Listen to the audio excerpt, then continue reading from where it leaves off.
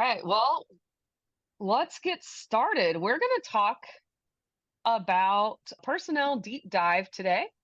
So before we jump in, my computer doesn't want to let me advance my slides, so that's fun. All right. So before we jump in today, let's do some housekeeping. We do have, you can use our chat feature to interact with Glenn and myself as we are walking through our webinar today. If you have questions, throw them in the Q&A. Again, Glenn is going to keep a close eye on that and answer questions as we go. And then we do have support for closed captioning turned on, as well as we have a diverse group of Martus users. We didn't really hit much of that this morning as far as features and such, so we should be good there. And then we will send this out either tomorrow or Thursday, usually at the latest, and it will be posted up on our knowledge base as well. So with all that, where are we headed today? So we're going to talk first about just managing some of our allocations and understanding how those work, and then how to update pay items via the brand new pay item grid tab, which is awesome because I saw a ticket today. Somebody was already using it. It was so exciting. And then how to update our pay items via the details tab, and then how to manage multiple scenarios and compare and contrast them. So let's head on over into Martus and we will jump right in. All right. So we are going to jump into personnel budgeting and we're going to start here in our allocations. Now, I have a bunch of allocations in here. Normally, we would just have one per year. And that's because when we are actually using the allocation and applying it to the scenario, we can only apply one allocation at a time. So technically, you may have multiple allocations. Maybe if you are trying to decide if a grant is going to come through, what staffing is going to look like as far as percentage versus if it doesn't come through, those kinds of questions. But for most of our organizations, we'll just have one. And we have three in here playing, but we're going to play with our staff allocation today. And one of the things that I think we often get a little bit upside down in is understanding how our allocations work. And part of that is because in this first column, we have the allocation name.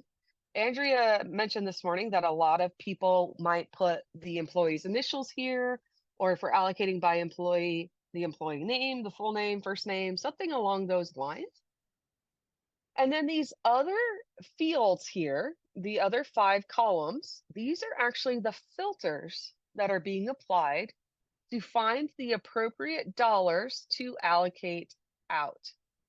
So I'm going to click on edit for this allocation segment here. Notice that these here are all filters. So when I look at my base scenario here and click on show matches, these are all the filters that are all the dollars that match the filters I have applied. So with that being said, I could do something like change my pay type here to hours and hide and re-show my matches, and notice that now I only have the one line.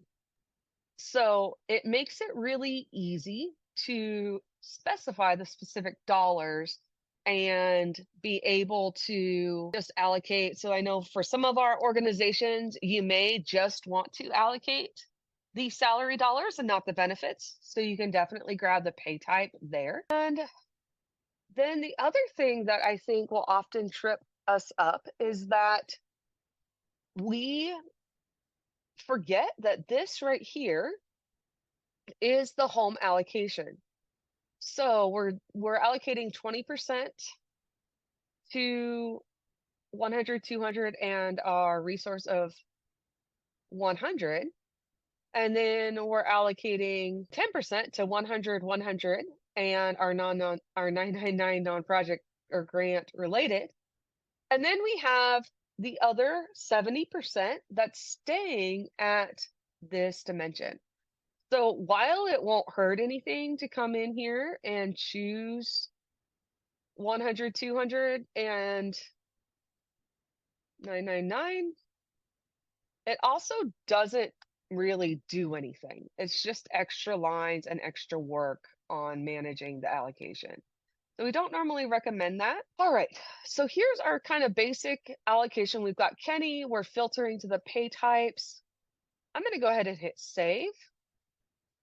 And then we can also come in and we'll click on add another segment here, and we're going to allocate our facilities staff.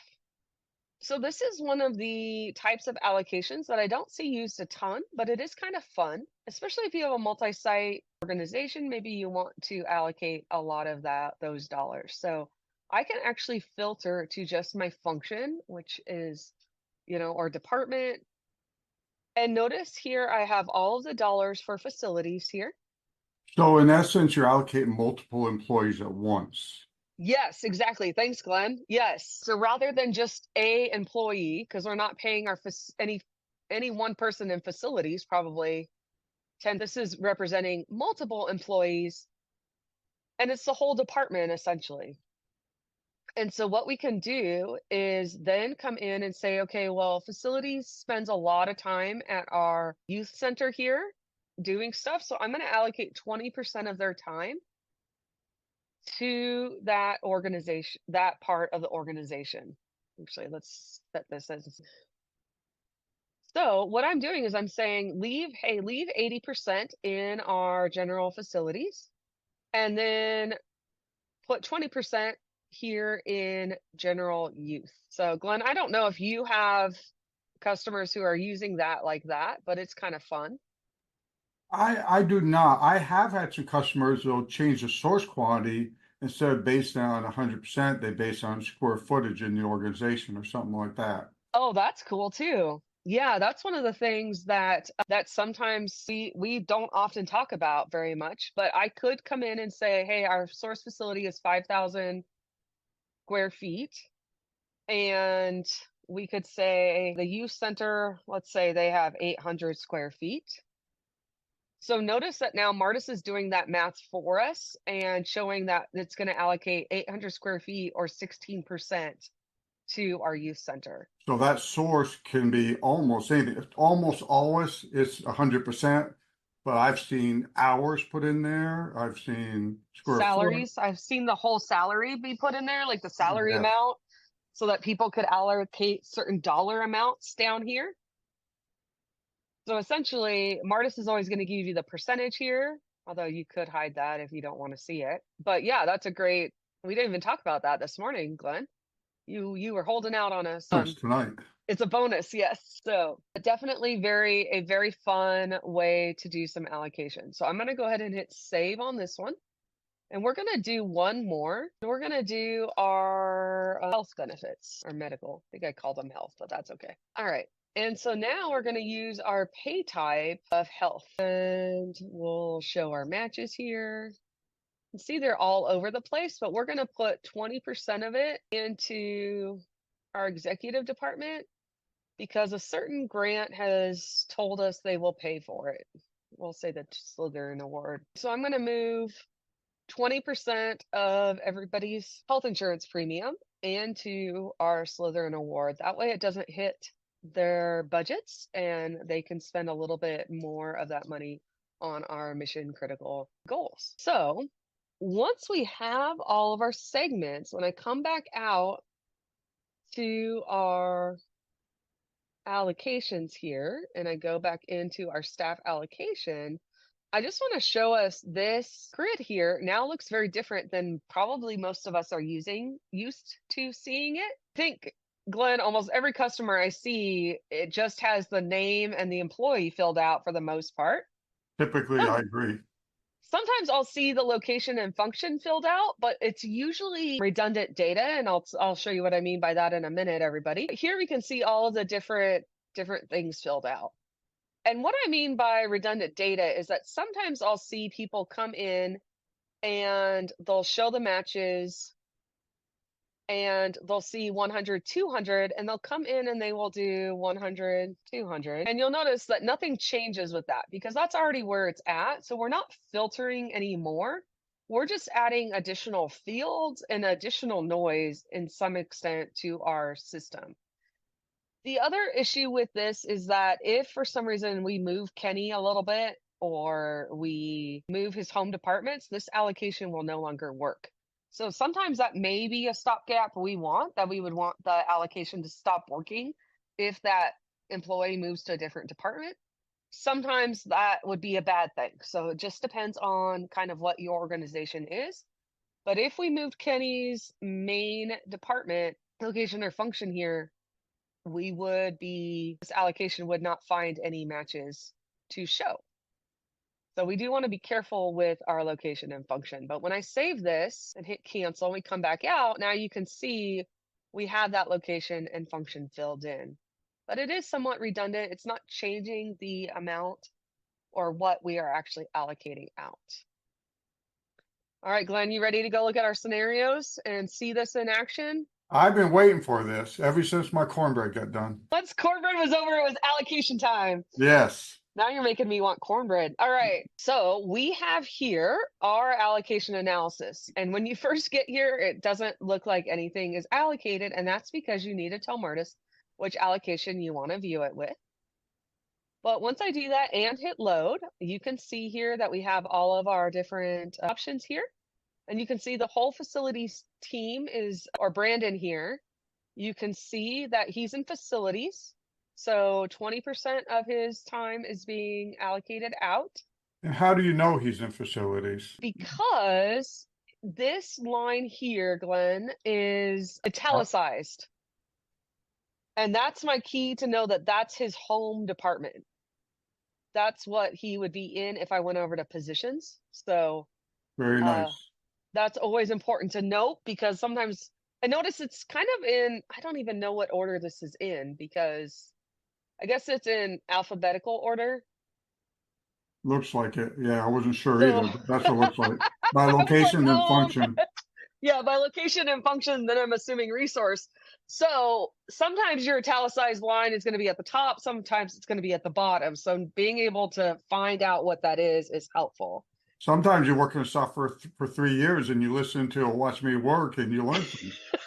I just learned something too. I was like, I don't know. How is that?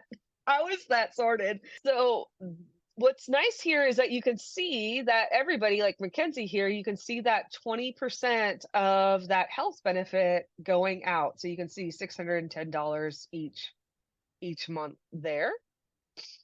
And one of my favorite things about this report, Glenn, is seeing it with my rows instead of set to employee is by dimension. I'm a big fan of that also. Yeah, because it's so cool to be able to see which staff are being pushed where. And I even have, I have some end users who manage, they have allocated staff. And it's really nice to be able to either show them how to do this or provide this report for them so that they can easily see which staff are at which project. You're also getting a picture of the total cost per worksheet or per Yeah, function. per area of your organization. Yeah, which is way better than not knowing or knowing how that allocation is going to affect things. The other thing that sometimes our grants want to know, not just the dollar amount being assigned to the grant, because you can filter to a specific like grant here. No, yeah, those are our grants. Somehow I got my demo named all sorts of wonky. But yes, our grant here, we could see and filter to that, but we can also show this by hours and thank you. You're welcome. So if I change my columns to FTE and monthly hours, I can see how many hours each person is giving. So we can see here that we have 10 FTEs total for Youth Center, and we can see exactly how many hours per month, which is really nice because sometimes we may have, allocations that change throughout the year. I know that one of our organizations has a bunch of seasonal staff, and they really want to be able to see this and make sure that they have enough hours budgeted for each month that they are going to need to be operating with different camps and clubs and things like that. So it's really important to them to be able to run this report and view that data that way. Really All right, slice Glenn. and dice and analyze your data with this report. Yeah. Did I miss anything on this? I think you got it. Now, you mentioned about that you really can allocate different percentages in different months, which is really powerful. Yes. Yes. Oh, I did forget to show you where this on our summary. It is also important very much important to come into our summary and when we are ready to post our base scenario out, which we're going to do right now, we do want to make sure that we view this with our allocation. Now, Glenn, you are a much more methodical person and way less prone to just clicking random buttons, but I like to click all the buttons and sometimes as fast as possible. So one of the things I like to do is always click on the show allocation details. I'm going Me to leave it too. unchecked and load, and we can see all of our different lines here. And one of the updates I really like lately is that we can now see exactly how many items there are. But it still may not be super obvious that I have my allocation loaded. But if I click on show allocation details and hit load, it becomes much clearer because Martus actually adds a whole nother column called allocation segment. You So only see, oh, go ahead. I'm so sorry. Is it true? You have all these extra lines. Does that change the bottom line dollars? It should not. It should not, Glenn. Or it does not, even more It than does should. not. If it does, we've got some big problems. Yes. It does not unless there's some sort of major glitch in the matrix, in which case, please let us know. But yeah, so if I take the allocation off, our total is Oh, I've got a question, and I was thinking the same 1.374. thing, Melissa. So when you're ready. Okay, so let me take our allocation off and hit load. And we have 1374. We should still have 13. And look at that, we do. All right. So Steve's got a good question. Okay, what's Steve's question? If I filter the summary by some dimension and post to the budget, are all the lines pushed to my worksheets or just the ones you filtered for? It should be all your lines. It Is that is right? all your lines, Okay. absolutely. I was like, that feels like a trick question. I'm glad you're here, Glenn. Steve's trying to trick us. I No, know. So yes, all the lines are pushed into the budget. the same goes for it doesn't matter whether you're showing taxes or not. In the top left corner, it's going to post with taxes. The only Yeah. thing that matters is whether or not you're viewing with allocations or not. Yes. Yep. That's the only thing that will change where the money goes. So Good the same question, amount of Steve. money will go out. It's just a matter of which worksheets is it hitting and how much is going to each one. Okay, so we're going to go back, show with allocation details. One of the things I like to do too is if I'm ever confused about, hey, it doesn't look like the math is mathing right, one of the things I can do is just select the one allocation, one of my allocations, and you can see here that our net change is $0. So I can see where the money is coming out of Kenny's home accounting dimensions here and where it's going. So I can also just look at his salaries line and be able to see even clearer exactly what is happening. So that's one of my favorite things to do and to show, our allocations aren't affecting our totals, they're just adjusting where those dollars are hitting. Now I'm going to click on reset grid filters so I can see everything. Again, it doesn't matter if there's filters when we post, but it's kind of a good gut check to know that you see everything. I just think it's better. And what we're going to do, Glenn, is before we go and we start updating some pay items and some positions, I'm going to come in and I'm going to post this base scenario What does that do? into a scenario budget. So we're going to create a budget with just the lines that are here. So rather than pushing this into an existing budget where we have all of our other expenses, we're going to just consolidate, or not consolidate, but restrict this just to the lines that are affected by our personnel scenario. And Martus will go ahead and create a budget for us called base scenario and just push these lines in. So I'm going to go ahead and do that. And then while we wait for that to finish working, I'm going to go ahead and we're going to copy our scenario, Glenn. So let's call this COLA. We did 7% earlier. That was kind of fun. So this makes an exact copy? This is going to make an exact copy. Well, depends somewhat on whether or not you click on this button. If you had mid-year adjustments or COLAs already, then you'd want to Yep. click that if you want to keep them. Is that true? Yeah, exactly. And we're going to talk about what that really means in just a moment. So I'm going to go ahead and do our COLA of 7%. And I am going to reload my page because I just got my email saying that that was completed. Oh, I must have done it twice. Okay. So we're going to set this one as current.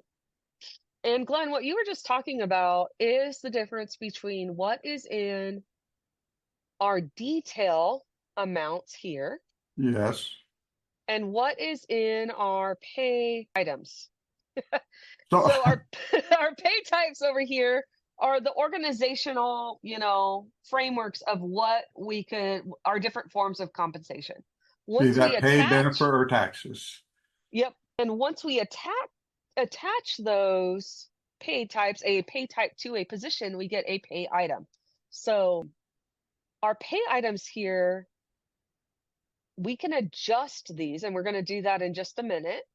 But essentially, what I want to show you is here, let's go to our salary. So we have 4,200, and you can see this is the biweekly amount. And I'm going to show you at the very end how to get this fancy new note. Glenn, are you excited? I am. I want to see that. I heard that's brand new. It is brand new from this weekend. So I'm going to change the biweekly amount here and hit save.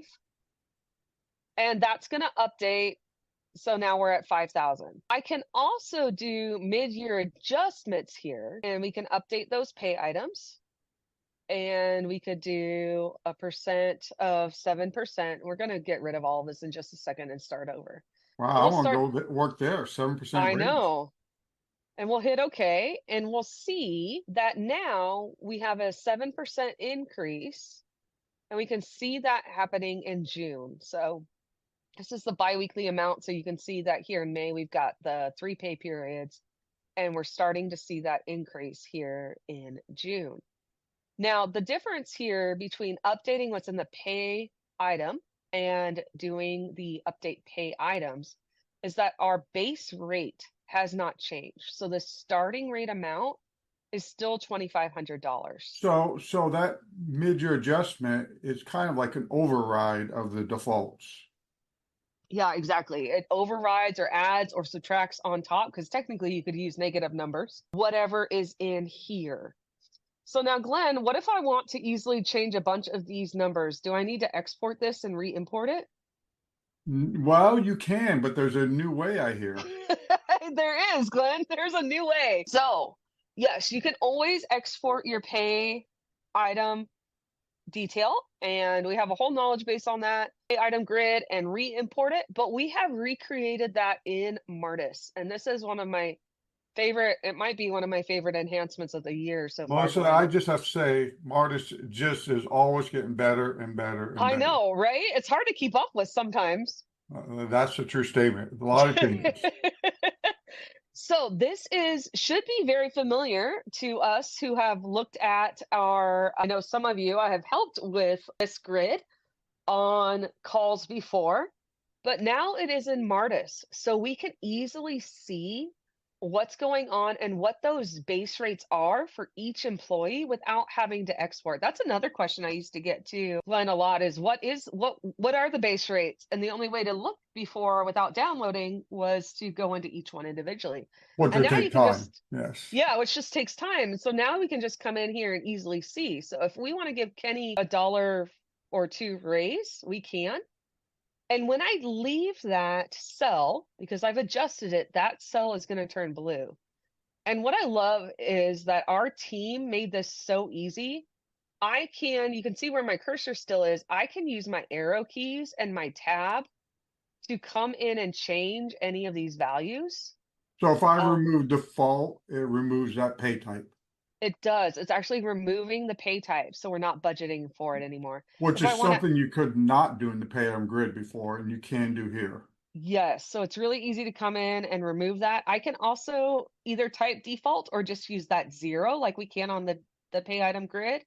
And Martus will oops, I just got it to break. That's fun. Dev is gonna love that. Let me see if I can delete it and get rid of it. There it goes. There. So, but this is such a cool and easy way to adjust some of those amounts, especially if you have certain staff who you want to, go in, adjust the amounts, kind of set everybody up at the beginning of the year. This Quick is a question, really easy Melissa. way to do it. Yeah, This is in the chat. Can I download the report that we're looking at? you can, but it is from our this Yeah, you can export the pay item grid here. I was wondering if we added the button. And you can choose file and import it from here too. So this is going to do the same thing that's on your scenario when I export this. Yeah, so Marie is asking the question. Marie, just in reality, if you're familiar with the PAM grid, this is the same grid, but it's in HTML and Martus instead of having to download it. But yes, you can export it before or after the fact. Yep. So this is what it looks like when you download it. And you can see it's very similar in that it has the hours monthly, the salary, health insurance with those zeros instead of saying default, but it is essentially saying take that default value. Good question. And then you can re-import it here as well. So really easy to stay here, see how those changes are affected and all of that. If you are still seeing the blue boxes though, that means you haven't saved anything. So if you want your changes saved, you do need to remember to come up here and hit save. You can also hit cancel changes. So it just depends on what you want to do. Once I hit save, Martus refreshes and brings us back here. Now in this case, if I go back to Kenny in my detail, because I changed that base rate, the starting amount, we're going to see that same $23 in Kenny's record here. Just to Kenny, clarify, while you're looking for that, if yeah, I do a mid-year adjustment in the detail tab on the salary, and then I go and change the salary on the payouts tab, that will override the mid-year adjustment. yes, exactly. Okay. And So because you have a the new pay items default. tab is like changing this amount here, which is, well, it's exactly like changing that, which is always going to default for all months here. So you do want to be careful and make sure that you've updated all of your pay items to a good base rate. And then once that's done, that's when you can, copy your scenario and add additional mid-year raises, things like that. And to what I'm just to restate what you just said. Typically, at the beginning of a new budget cycle, when you're doing your personnel, you're going to update, as the knowledge-based article says, for updating to a new year, you're going to update all the salaries first, get everything set, and then you do your mid-year adjustments or COLAs.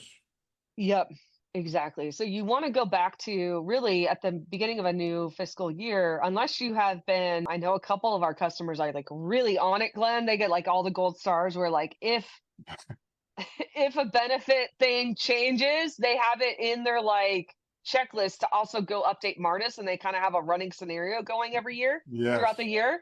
So unless you are that organized, what you want to do when you move to a new budget year is re-download or re-get your rates for everybody. Make sure that everybody is still opted in the same ways and probably just come in here and make any changes that you need to.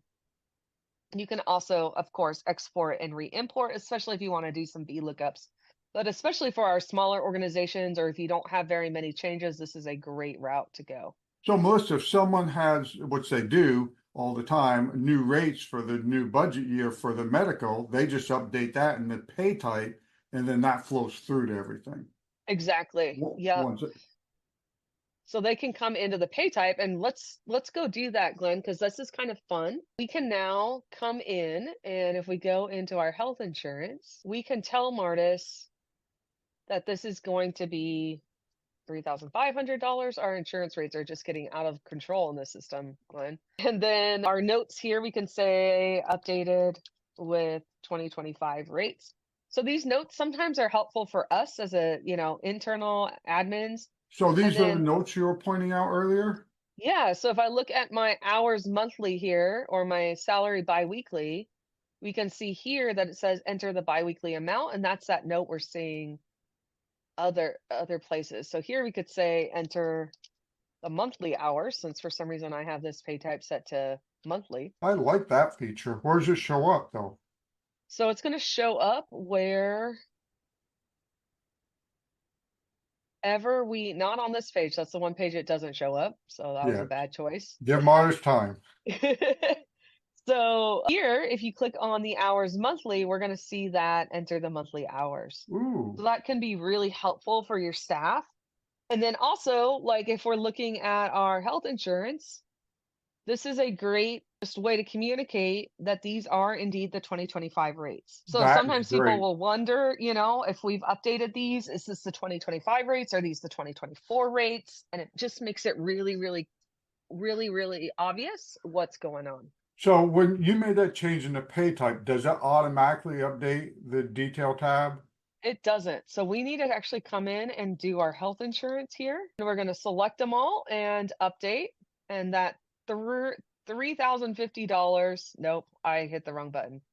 We're going to click on recalculate return to original rates, which is going to go back out and look at what's true of the pay type, look at what's true of the employee. If any of that has changed, it's going to recalculate and return everything to those base rates. So we can see, Melissa, yeah. I've got a couple of questions. One is in the chat, but the Q&A, and the other one Okay. I have. So the reason why when you change a pay type, it does not automatically update is because we don't know which year and what scenario you want to update. So therefore you go to the scenario you want to pull it into and pull it in there. Because you don't want to update all your years and all your scenarios. Yeah, exactly, Glenn. So each year you have to pull those new rates in, and the notes are not specific to a certain scenario. They are going to be seen the same way across all scenarios, which is actually really good because that way, if you're looking at a older scenario and you open up a pay type on this page, you may see that that dollar amount is different than what the default says, and that's because the the dollar amount here would be whatever's in the old pay type and not here in the new updated rates. So this is always going to show the new updated rates. So that may be different than our amount there, depending on whether or not we've pulled those amounts in to our scenario. All right, so what I'm going to do now is we're going to actually apply that 7% adjustment. I don't remember if I did that or not. I think we just did it on one person. So I am going to grab our salary and biweekly wages. And oh no, not that one, our hours monthly. And what I love about this filter is that you can grab more than one value at a time. So it's really easy to update, your salary and your hourly employees and just grab what you're looking for. I'm going to select everybody. And then since we already did Caden, I'm going to unselect that record so we don't give an additional boost there. And I'm going to click on update pay items and we'll do June and a percent, 7% and update. All right. So now what we're going to do is we're going to go over to our summary tab and we're going to post this out to its own scenario. So in a minute, we can go compare and contrast our various different options. So our COLA here. Oh, I almost forgot, Glenn, to post it with the allocation. Good catch. You were just testing us. I was. All right, so now we're going to post, and even in this message that probably nobody reads, it does say, are you sure you applied your allocation? So I'm going to hit OK. And now we're going to go ahead and create yet another scenario, because why not? So I'm going to go back and copy my base scenario. So we're going to call this COLA 3% and new positions. And we'll go ahead and click on copy and close. And there it is. So I'm going to hit set as current. Now, Glenn, in real life, if this was a system that was like a production system, Yes. where the dollars actually matter, I would always make sure that that task gets done and completed before we move on. But this is a very simple system with just a few people, so I'm getting those emails on my phone and saying that they're completed. But that's just kind of a good rule of thumb. If you're not sure, you can always go into the dashboard updater and make Or click sure. or click the link that says view task progress, which is Exactly, that important. I just clicked out of so fast. So here, as you can see, I created our first copy. Here's our second copy that we just created. Not that there's ever an error in Martus, but if there was, you'd want to know about it. Yes. So every once in a while there is if you've somehow gotten yourself all discombobulated. All right. So let's go here and we're going to go into our detail and I'm going to first do my 3% cost of living increase. because I want to then add salary new positions and we don't want to bump them up mid-year because they'll be new. So notice that because our column filters here, our grid filters are sticky, I already have my monthly hours and salary already filtered. So I'm going to select them all and we'll update our pay items. And I'm going to do a 3%. And we're going to start that in June. Glenn, did you know that you could give that bump on somebody's anniversary too?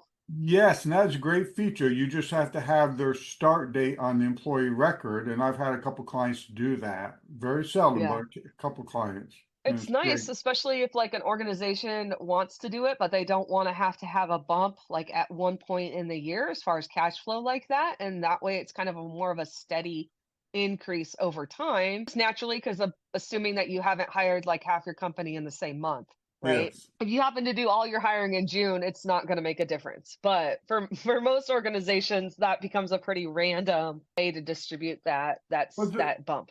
there are some organizations that'll give a bonus on the anniversary or something like that. Yes, exactly. Yep. So we're going to hit update and then we're going to go create some new positions. So I'm going to come over to my positions here because I like going from here when I'm trying to create a new position or duplicate a position just because it's a lot easier to find my positions. Technically, I could do it from the detail tab, but it's so hard to find who you're looking for because you often have multiple pay types. So I kind of like this because I can see what location and function and resource, and it's just a little bit cleaner. So let's add another counselor. So I'm going to click on one that is booked to the right set of dimensions. We can always change those after we duplicate it, but it's easier if you find somebody, and you don't have to change them. And then down here at the bottom, I'm going to click on duplicate and then OK in my message. And we know this is a new position because we got the OK message, but then also Martus clears out the employee here. So I'm going to put vacant and use my vacant employee. And we have our full time. And then I'm going to do a start date here. So we're not planning on hiring this position until the middle of the year next year. So I don't want to start budgeting for them until July, So are you saying that when I use that date, it won't budget until July 1st? Wow. which is also a reason why you don't necessarily want, even though at the end of this year, like at the end of 2025, sometimes people will put in, I'll see them do this, which won't hurt anything this year, Glenn, but will it affect things next year? It'll give you extra work because you're gonna have to change it. If you don't change it, you won't have a budget. Yep, exactly. So that end date means I'm going to stop budgeting after that. So if you copy this into next year, Martus doesn't give you an error because sometimes there may be positions that were ended this year and you're not carrying into next year. That's okay. But normally you want to make sure that that end date is, and even the start date is blank for most of your employees because that's what's going to start and stop Martus for budgeting. So if you leave Those them both blank, it budgets the whole year. Is that what you're saying? Yes, thank you for interpreting that. That is what I'm saying. Yes, if you leave them blank, which you want to do for most positions. And here's the trick question that I think we get ourselves in a tumble about, Glenn. What happens Yes. if I know someone's retiring? Should I put an end date in there? Throw them a party. No, if should you would think that you would, unless this is a trick question, you'd put an end date in there unless you have another person filling that position at the same time. Yeah, so it just depends on how you want to budget it. If you know that you're planning on rehiring that position, within a few weeks of that person leaving and the budget, the salary is going to be close enough, you may just want to leave that position. I know for some organizations, especially when they are high level positions, right? Like maybe a CEO, CFO type position, you may actually want to end date one and create a new one with a start date, especially if you're planning for some overlap and that's a expensive position for lack of a better term. Or if you are planning on maybe that person's retiring at the beginning of the year. I just had this situation with a customer. Their one of their positions was retiring at the beginning of a year. They were reshuffling how that position looked. So they were rehiring, but they were rehiring at with different positions or different pay rates. And so we end dated the one position and then we created the others, even though they weren't filled, they were vacant. And so it just kind of depends, for smaller positions like, your directors or managers, you may just want to leave them and just know that you're going to take the employee out at some point and switch it up. But other times you do want to do that end date and start. Good advice. Does that make sense with what Glenn? Yes, it does. I couldn't have Awesome. said it any better. All right. So we've got our position here. I'm going to also change the salary a little bit. We'll just bump it down a little bit Ouch. because I know. Well, they're new, but when next year when they come, we'll if they stick around, we'll give them. Okay, this happened earlier too. Did you see that? It didn't update.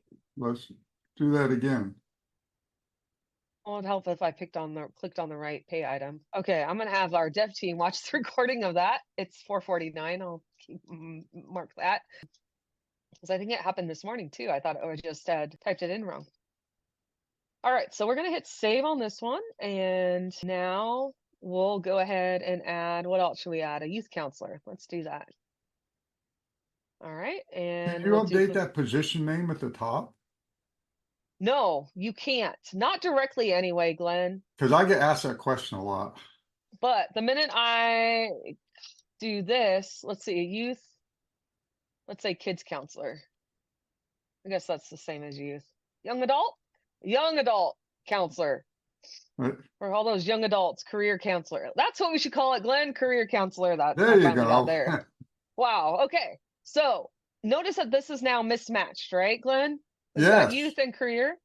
Once I hit save, Martus is going to update my career counselor for me, my position name. So you don't really have to worry about that. The only time this matters is if you're trying to kind of play a matching game. Sometimes you have to play a matching game with the pay data file to figure out which position is which. But that's the only time that the position name really matters is on that pay item But file. but its purpose is if you have 5 career counselors, the position name will be numbered 1 through 5, so it makes them Yep. unique. It makes them unique. That way we know which career position to change. All right. So I'm going to go ahead and hit save on that. And then let's go push this out to our budget too. We're doing so good on time, Glenn. We are like going to be right on time. All It's right. like you really know what you're doing. Good job. Well, you are helping because otherwise we would have whizzed through this so fast nobody would have known what happened. All right. So we're going to go back over to the summary and we will load our allocation.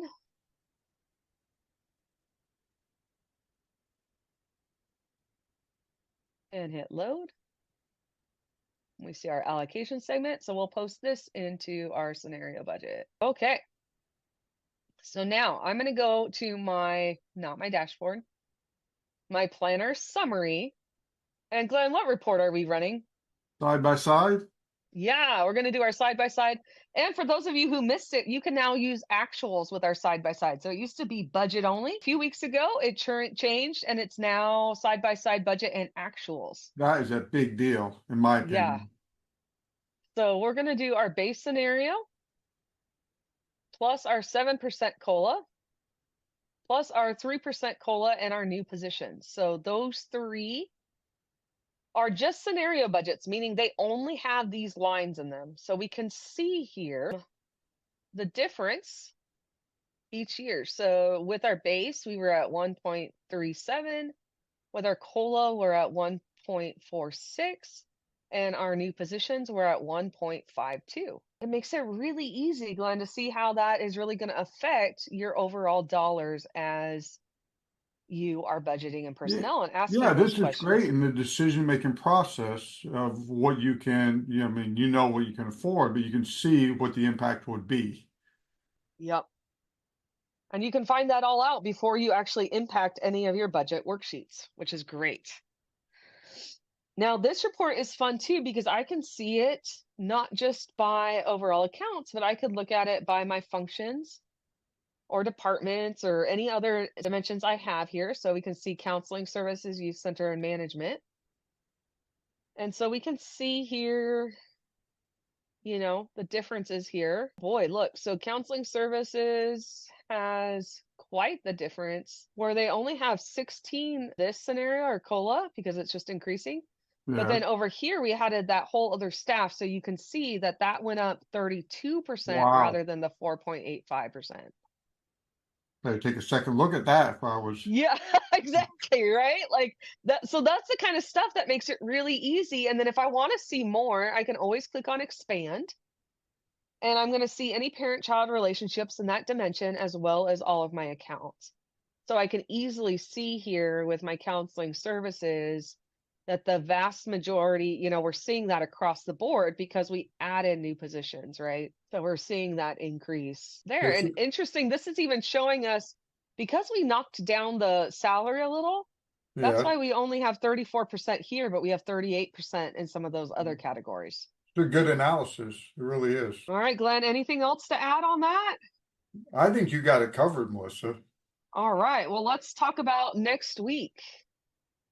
There's more next There's week. more. There's one more in our September Watch Me Work for the year. Well, Good then news. our Watch Me Works will come back next year. So our Martus basics for end users. So this is specifically tailored to your end users. So your budget owners, meaning the people who are not usually in your finance office. They are in other departments in your organization or other areas, and they need to come into Martus and they need to update budget worksheets, run a couple reports, and move on with their lives. Usually, they're not thinking numbers 24/7, and so this walkthrough will take them through the very basics of updating a budget using the budget widget, a very simple special purpose worksheet, approving any budgets that they may be responsible for, as well as a couple financial reports. So definitely invite them because they will not know about it unless you tell them. So they don't see on the welcome screen webinars, and we don't communicate with them directly through email. So we highly recommend that you invite them. We actually had a question, Glenn, on the support desk this morning. Somebody said, how can I invite all of my users on I, their behalf? I saw And that. That's impressive. That just shows you you're going to have a big crowd next week. yeah, and if you want to do that, we do have a way to import email addresses into our webinar.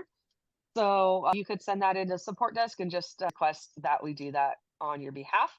What would Just they give need us to send permission. in? The email address and the name? Yeah, an email address and the full name of the person. So Melissa Ravelis, and then in the next column, my email address, and then a row for each person. And we can get that into our Zoom registration. You can also, email out the link.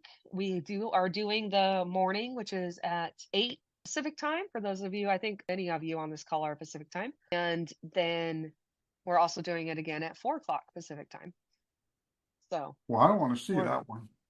I know that's a fun one. I always enjoy that. And I love how, today, Glenn, we saw so much power and so much complexity and all the cool buttons we can push.